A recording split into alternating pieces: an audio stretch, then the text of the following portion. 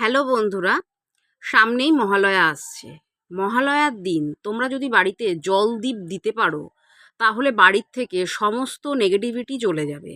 আমাদের যে পুরাণ আছে সেই পুরাণেও কিন্তু এই জলদীপ দানের কথা বলা আছে। কিভাবে করবে জলদীপটা তোমরা? একটা কাচের গ্লাস নেবে, গ্লাসের প্রায় 70 ভাগ জল তোমরা নেবে। একটা মাটির পাত্রেও তোমরা করতে পারো, কোনো অসুবিধা নেই। হয় কাচের গ্লাস নয় কোনো মাটির পাত্রে। তাতে তুমি 70 ভাগ জল দেবে এবং ওপরে যে 30 ভাগ বাকি থাকবে সেই 30 ভাগ তুমি তেল দেবে।